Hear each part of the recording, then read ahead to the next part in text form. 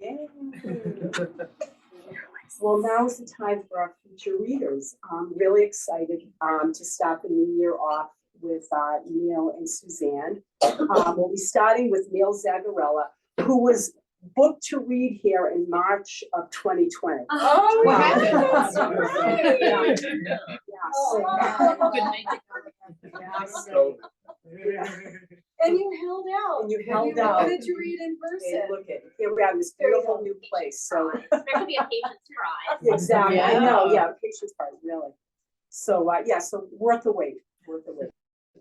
Neal Zagarella is the author of the novel On Top of Everything and the poetry collection Falling Asleep in America and Liberty in Exile. His latest book of poems is A Child of Crane River, all from This Works Press.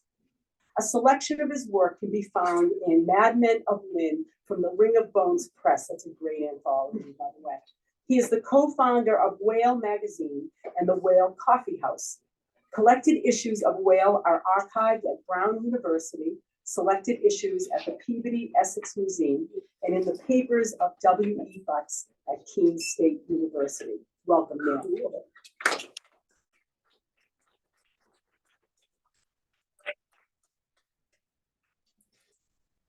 Wednesday morning. I haven't seen quicksand since Saturday afternoon's Abbott and Costello. Yet on a lonely Wednesday morning, it is here again. My mother's hand straining up out of it, reaching towards mirage in a house quiet, but for the hums and ticks that nourish themselves separate from her worries. Once there were 6 of us here, a dog, a turtle, 3 record players, and 2 TVs. The phone rang constantly, and the door was like a turnstile to a subway platform. We all departed on separate trains, leaving her rocking to the clock tick, her shaky grasp slipping, the sand shifting beneath her, not quick, but slow. So these poems were written while my mother was suffering from Alzheimer's. She was in her 90s. She was living in the same house she lived in almost her entire life. And it was also the house that I grew up in. So it caused a lot of memories to flood back because I was back in that house a lot. So as her memories were leaving, mine were coming back. And so the child of Crane River in this book sometimes is her and sometimes is me.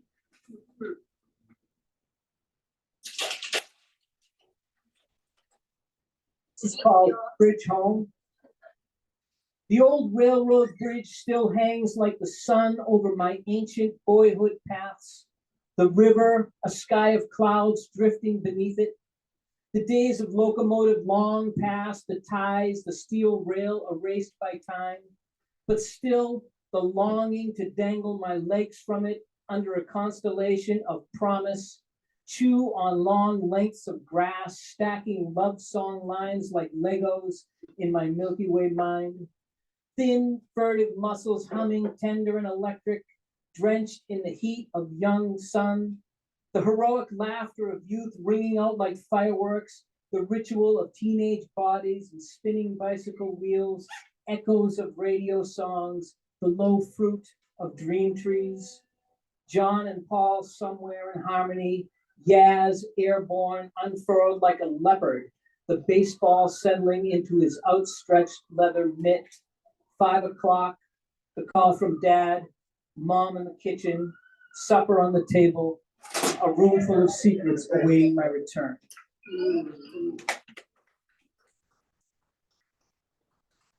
Well, those railroad tracks, when I was a little kid, were a shortcut to get to school, but they were forbidden. I couldn't go to the railroad tracks.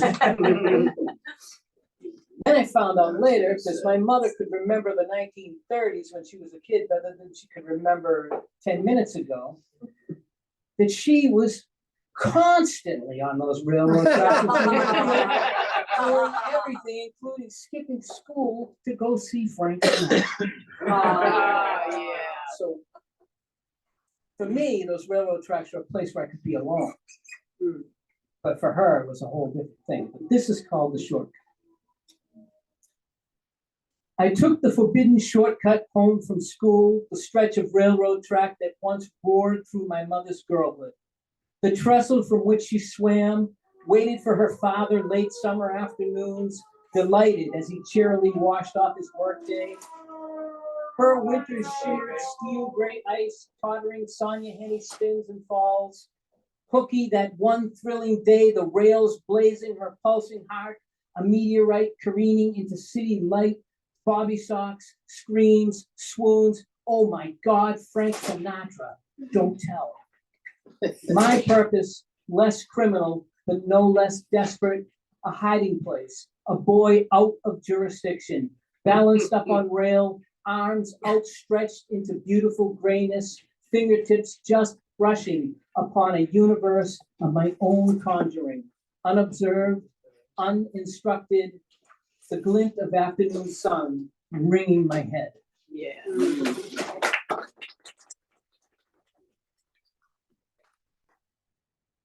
So lots of things come into these poems from my, when I was born in 1963, so the Beatles were part of the Oxygen, the Red Sox were part of the Oxygen.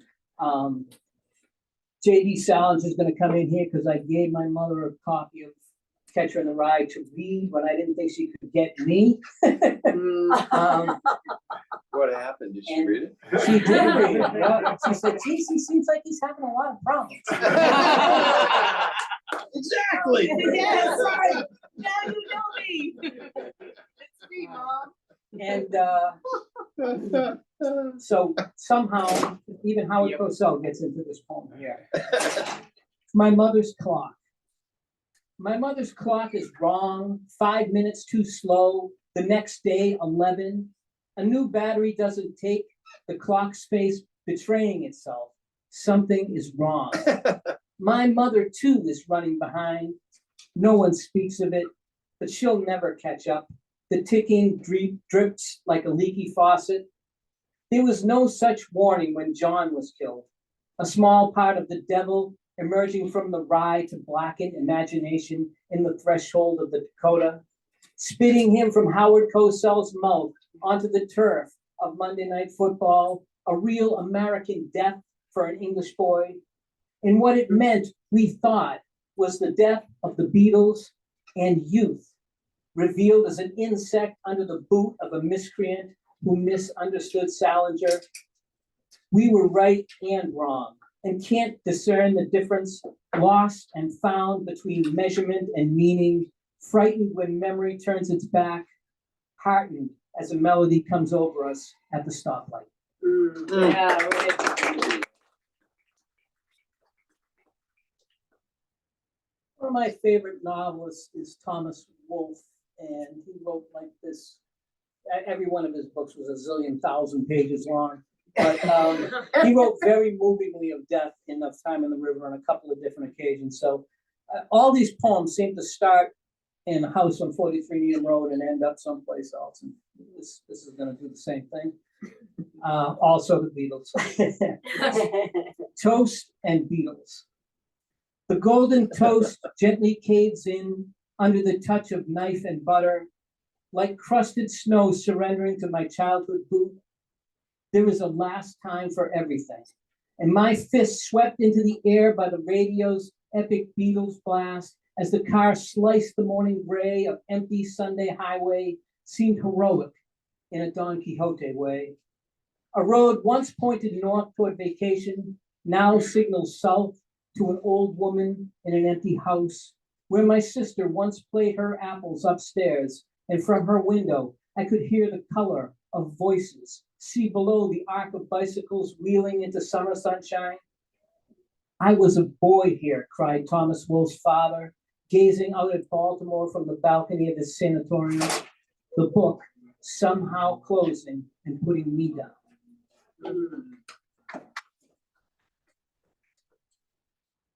Okay, so it's the Italian-American writer series, and we're in IAM books, so I feel like I have to prove my credentials here. So I'm here because of Pete Zagarella, my dad. Yay. In keeping with it, I'm gonna read a poem about him that I wrote after he died. It's called Nothing Poetic. There is nothing poetic with death flooding your skull with blood and twisting your brain toward eternity. Machines in your place beeping, scrawling lines, a theatrical representation, pantomime, puppet show. So we kissed and touched and talked to what remained, like students resuscitating a mannequin, but it was over, and you were already wherever you are now. I think of the table with 2 shots of Sambuca, you and your brother Butch, the smell of pasta boiling in the kitchen, Duke Ellington on the radio, Harlem Nocturne. But I don't know. I don't even know anymore if when I lift my foot, the ground will still be there when I put it back down. Oh, wow. For the late great Pete Zagarella. Yeah. I would guess that anybody who grew up the same time that I did, NASA was a big part of our youth. And it seemed like there was another rocket taking off like every 2 or 3 months. And I remember watching those with my mother, as a little kid. And then when the Space Shuttle Challenger blew up, I was going to college, came home to have a sandwich with my mother, had lunch, and we'd go back to college. And the Challenger blew up while I was there. And I went back to college. And nobody had cell phones, of course, back in the 1900s. So I went into my creative writing class, and I was the only one in there. I knew I was the only one in there that knew what happened, and everybody else was free of the existential dread that I was going through. Same as everyone. So this is called the space age. I was still small enough to walk beneath the kitchen table and dream of being an astronaut. My skin flat against the linoleum, chin in hand, enthralled to the television. Mr. Cronkite narrating the countdown, 8, 7, 6. My mother above ironing shirts, and the moon hiding in the light of the Florida sky, awaiting our wondrous future. I wept uncontrollably in first grade as the second graders gazed at lifting rockets, leaving us behind on Sesame Street, stranded with little kid stuff. College me raced home for grilled cheese and soup with mom. The Space Shuttle Challenger exploding across the television, its bold, beaming heroes erased by the finger of infinity, as if they had never stood smiling, space helmet under arm. My classmates in creative writing, innocence in the pre-cell phone darkness, spared temporarily the existential trauma, haunting me alone in that room for all those 45 minutes. The rockets, once reflected in my mother's eyes, gleaming with promise, could not find, even in the space age, enough science to save her. If today she stepped from the capsule onto the gray, dusty lunar surface, she would be no more in awe than she is these days in her own living room, and she would not remember Earth.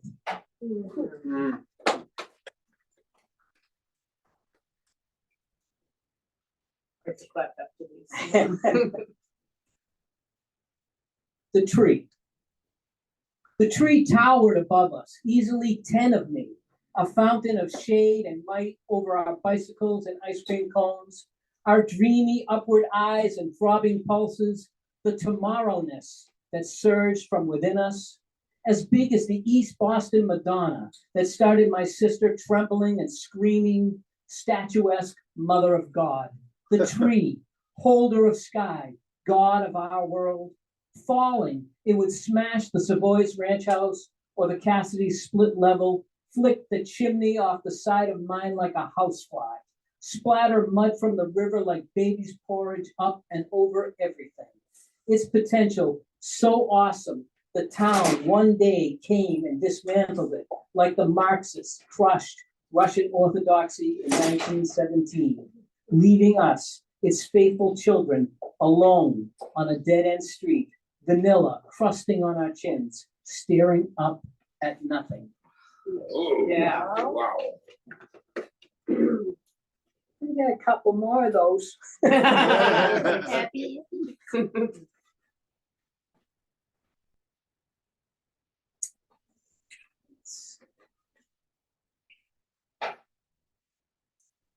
Everything that doesn't matter.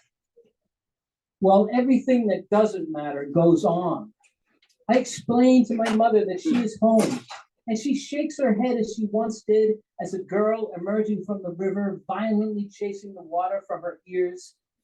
Today's flood is of dust, accumulating on an arc bursting from the dirt in 1927, now slumping into a tangle of fiber optics and high-speed information. Her brother smiles out at her from his newspaper obituary. She forgets that she attended the service, asked aloud which of his daughters was his wife. She cuts the clipping from the paper, places it on her bureau. It will startle her later when she looks for her watch. She spends the afternoon reading and forgetting the articles they print every day, wondering what once filled the space that someone has cut away. All the things that don't matter, going on and on. Ah, bravo.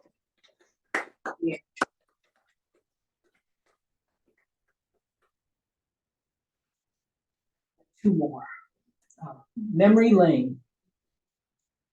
The house where she spent 80 of her years hovers about her now a stranger, moving her dish towels and glassware, complicating her television and coffee maker. There is another place, an avenue in her head, where she has been living. She tells us all, but no map will take us there. Though we know ourselves as we struggle to remember a word, we may already be on that road. Where do you turn when the houses on memory lane are unfamiliar, and vague, nameless ghosts rise from vacant lots to disappear behind clouds? Each end and the middle leads only nowhere. The signpost haunts the clever mockery of a riddle. What's behind has been erased. A bridge splintering and plummeting into darkening abyss. Just steps behind, just steps ahead. And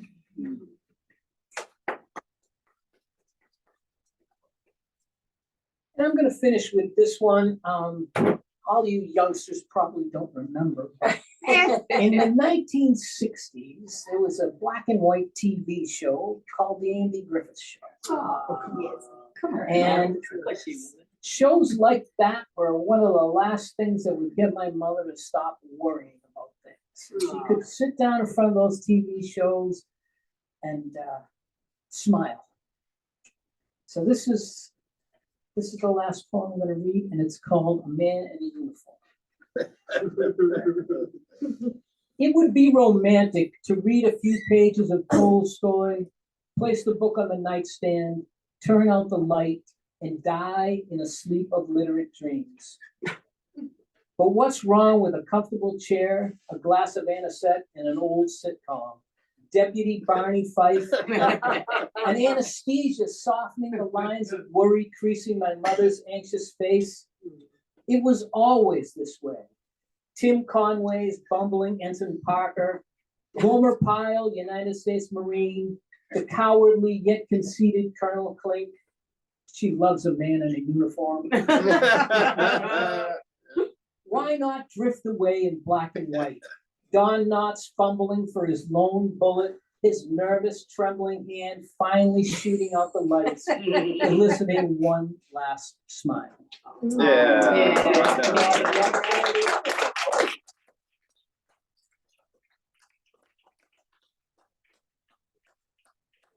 So much, Neal. Definitely worth the wait. Much better in person. I love that you mentioned the Madonna up in it's the scariest thing in the world if you haven't been up. Yes. Oh. Our next reader is Suzanne Mercury. Suzanne is the author of Hive, Lily Poetry Review and Press, and 2 chapbooks. You're going to have to correct me. I know I'll mispronounce the name of the press. Sassafracus from Zerolage 69. You got it. Oh, there we go. And Hand to Earth, portable press at Yo-Yo Labs. Her work has appeared in Spoke, Truck, Summer Stock, Bombay Gin, Sonora Review, Arts and Letters, and Catonsbury Review, as well as in the anthologies Let the Bucket Down and The Wisdoms of the Universe in a Single String of Letters. A graduate of Smith College and Syracuse University's MFA program in creative writing, Suzanne currently lives in Boston. Suzanne. Oh, Right. Suzanne. Can y'all hear me okay? Yes. This is beautiful. I would thank you so much for inviting me to this wonderful. It's an honor to be here. I used to live in this neighborhood. Oh. So I lived here for 7 years. So this really means a lot to me to be here today. We didn't have a bookstore here back in my day. And I love this bookstore. I love coming here. And that book, The Story, Streets and Saints, oh my God, I have got to read that. That's going to mean so much. You were marvelous. It's an honor to read with you. And I'm just going to read Hive, if that's cool. Hive is a book that I wrote kind of as an act of magic. I wrote it in syllabics, corresponding to Griffith's magic square for Venus. I'm not going to try to explain the whole thing, but that was the whole thing. I'm a beekeeper, and the first people I read this to were my bees. They didn't sting me, so I'm assuming they approved. It's so good. And yeah, so here we go. All right. I look through parted fingers to balance the sun's quintessence in the bee's embodied flight. Dirty alchemist, you are a planet burned by the sun. Inanna returned to you in a swarm. Trembling, she shook the sun's head, coruscated with pollen, and regenerated the world. I remember flight and the sunflower's heliotropic gaze. The hive is utterance, a chorus of wings, a shadow theater of backlit liminality, golden ratio of honeycomb, dark resin, and date palms. Talk to the bees. Go, tell them everything. Anchoress, cave and queen light, rustle wings far shining, almond eye thistle, you instruct me.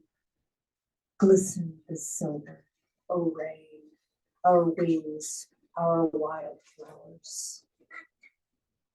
She is the sun. Earth bones, veiled thorax. The seed is sun in a bronze wisp that holds 10 times its weight in rainwater. Inanna takes flight. The world reveals itself most to travelers lit up in the perspective of fireflies. The hive is a meadow's blur, weeds and wings and sun glare, moths seeding themselves into this milkweed, bug grass and thatch.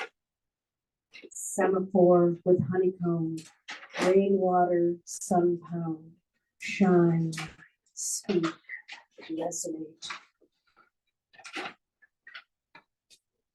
In Napa Valley, the beekeepers said goodbye to their hives, then fled to fires. Returning one founder hive, bearding the tree roots still alive, a sheltered vibrato. Inanna weeps pine resin, a bee captured. The queen is a planet, thinking herself into my palm. A lightment, a liquid star marked in blue, too heavy to fly. Hairy like bee, I have so much to say to you. A root unfurled, chlorophyll spreads through me. You are a doorway that stings me. There's a lot of that. Oh, yeah. Even so, I say this. The hive is further away than I thought. Bees coat an operatic constellation of color. Smoke spread and ash filled the valley. The bees can't forage, the beekeeper said. Knocked on each hive, ear pressed them, feared the worst. Each hive responded. The bees were still there, alive, singing with an anguished roar. I could not ever be less than a flower now. A bee sits on my head. Maybe the earth is done with us. The Anthropocene is a pile of dead moths on the floor of the hive. Time will shine through this cold wax, the bones written. A bee cycle, a bicycle, a bike of bees. Legs coated in blue pollen, sunlight and cobalt squill.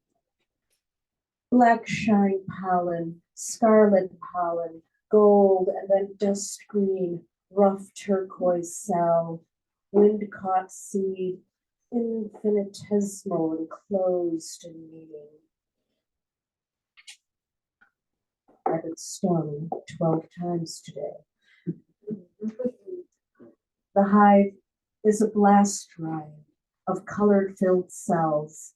I love the black ones best, those scattered spirit worms. Opium poppy, viper's bug gloss, horse chestnut, mountain ash, cockspur thorn, blackthorn, moss, meadowsweet, deadly nightshade, hairy willow, wild cherry, woodland bluebell, evening primrose. Hold me, for one moment, while Inanna unfurls herself from her cell. In the nimbus of this gray morning, apparitional queen, I am awake with you. We are written in scent, smoke, bergamot, cyparum, buds of myrrh. It was a defect, a wound in the universe that induced matter to gather and produce all this burr cone, galaxy distribution inside the hive. If I could find anything blacker than black, I'd use it. I mean that. Turner said that, by the way. Honey is eternal, found in graves, in clay jars, gold, as if new. You could eat it right there with your fingers standing at their door. Heat. Meditatio mortis, dead layers of leaves, drones, winter detritus, and a continual crossing. The west wind slips silver the margin. Lace wings lift cordgrass from blue. Time isn't made of anything.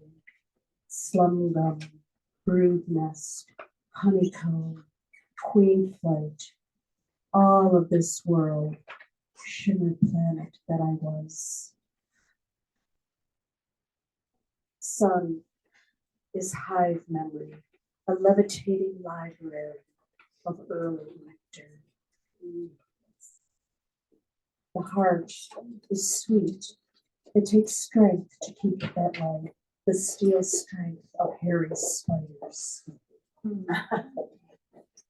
Shaking the bees from their box into the new hive, they swirl about in the cloud of buzz, bumping against bare hands and veil, lightless, sunlight, and propolis is all.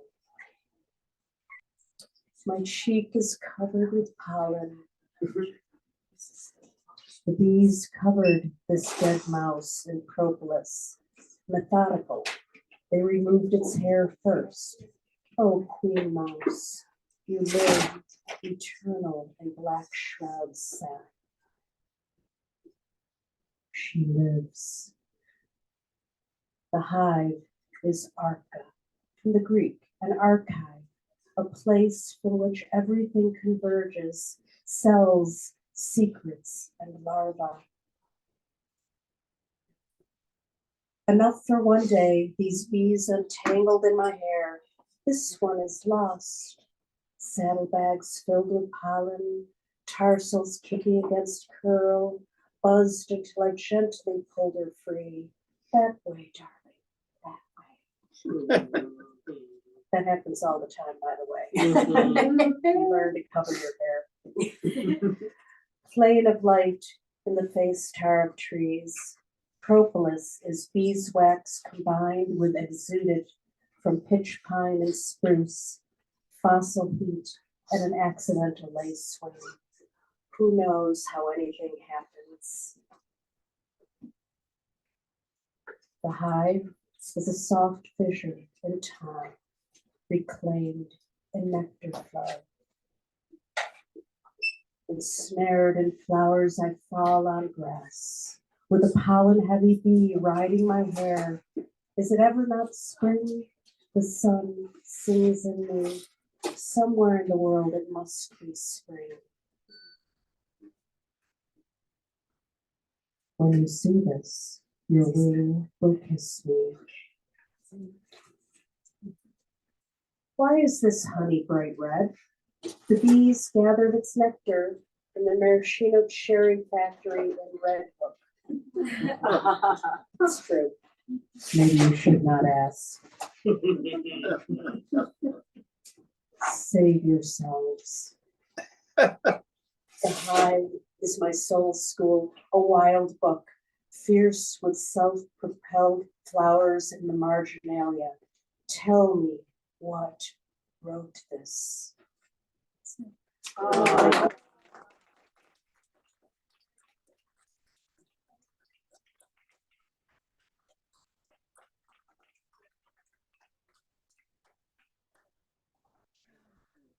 Oh, Suzanne, that was an experience. Beautiful, absolutely beautiful. Can we get another round of applause for Suzanne?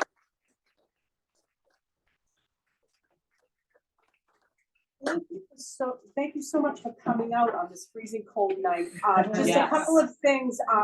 We'll be meeting again on February 17th. Our readers will be Marie Gauthier from out in the Pioneer Valley and Danielle Peretti from Connecticut. I think so. Yeah. So please make sure you join us in February. It's the day before my birthday too, so maybe there'll be cake again. I got spoiled. Please buy our readers' books. They'll sign them for you. And there are also information sheets about joining IAWA. It's a wonderful organization. You get discounts on books here. Fordham University Press. And via magazine. You get 2 years for the price of one. Exactly. And you get, workshops discounted. It's just a great way to support a really interesting and fun literary community. So thank you again.